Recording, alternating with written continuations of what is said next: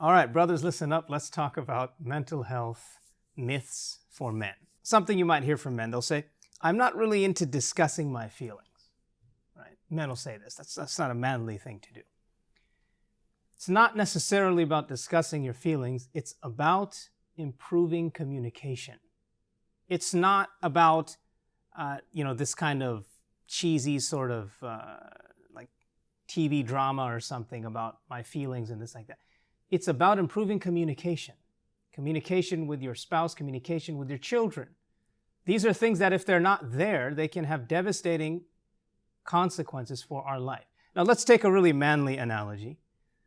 Let's take the sports analogy. When you take sports, what is the coach trying to do with the team? Improve communication. What are the teammates trying to do with each other? Improve communication.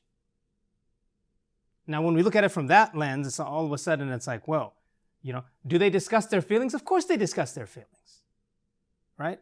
I was telling you to cut and you were open, and you missed it, and so there's anger, there's frustration, there's all kinds of things. But in that context, there's a whole industry of sports psychology. It's really interesting. In fact, one of the top sports psychologists, he works with something called neurofeedback, which is a type of counseling measuring brainwave activity and training brainwaves. And so he went into it and he started working with athletes before he had a psychology background. And as he got into it further, he went back to school to study psychology because he saw all these athletes that were coming to him had so many psychological challenges. One of the first athletes he had committed suicide, right? So that's a very serious thing. And you have others, they have family issues and all kinds of things, particularly as you start getting more high level and elite level. There's all kinds of issues going on. So it's not about discussing your feelings and I'm feeling this and that. It's about improving communication so that there are not consequences. How many men have said, I'm not going to go and discuss my feelings and this and that, and at the detriment of their families? Far too many. The second myth for men is it says, or someone may say, I'm not weak, so I don't need to go, right? So this is kind of similar to the, I don't go to counseling because I'm weak. Well, let me ask you this question. Then why can't you figure out your issues if you're so tough? Why can't you just stop drinking? Why can't you just stop smoking? Why can't you just stop beating your children? Why can't you just stop if you're so strong? If you have that ability isn't there, right? Sometimes when it gets beyond our control, then that's showing us that we are not able to handle it. And going and getting professional assistance is actually a sign of strength in these cases, because it's showing that what I have is far more important. And it's also more important than my ego. Are we going to let our ego just destroy our relationships? So this is unfortunate, but it is a myth that some men hold. Another myth that men may say, well, counseling is for women.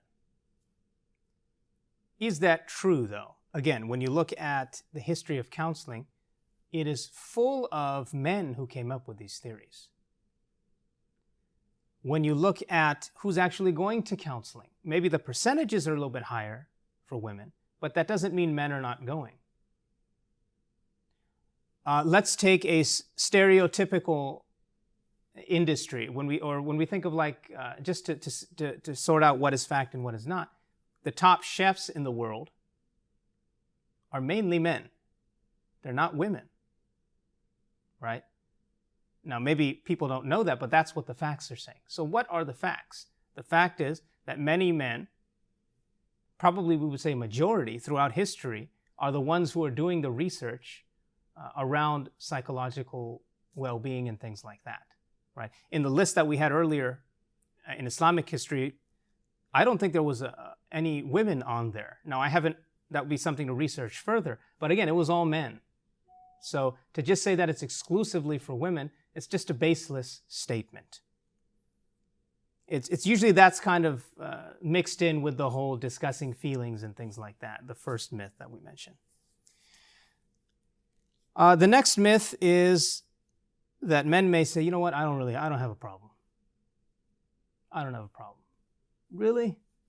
You don't have a problem? Then why is it that you're about to lose your job because you're going late every day? Because you're up at night drinking? Why is it that your family can't stand to see you?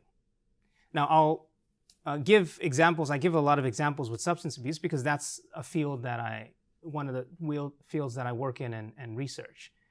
And we have what's called the 12 steps of Alcoholics Anonymous, which we discussed earlier, which is basically it's a spiritually rooted system to overcome addiction. It started only with alcohol, with a Christian base.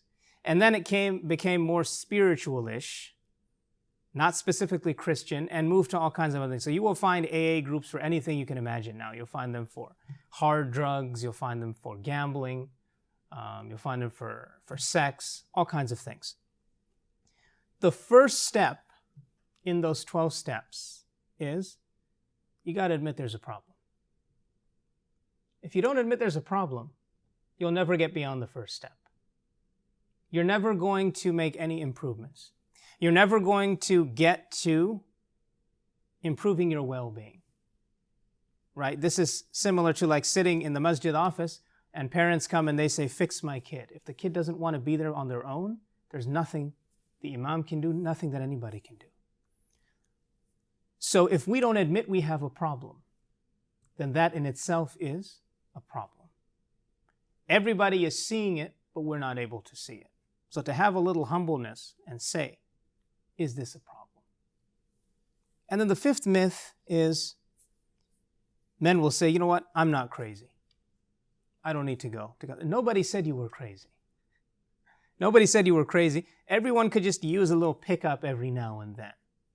Everyone could use a little boost, use a little guidance, use a little help, use a little pick-me-up. Because some of these things, when they take hold of us, the brain is very complex. We're not going to be able to overcome them alone. Later on in this course, we'll talk about addictions. And when the brain gets used to a pattern and doing something, it's very hard to overcome that habit by ourselves, just based off of sheer willpower. So nobody is saying that you're crazy. When I hear this person is crazy, I start thinking like clinically insane. But most people are just kind of using it like can't really function properly. Again, nobody is accusing you of that, of being crazy. Nobody is saying that. And nobody is boxing you in that category. But we all can sometimes use some assistance from others, and that is the point behind seeking counseling. So these are a little bit about some myths that men have regarding counseling. Now we're going to get into actual relational skills and tools that we can use in our everyday life in the next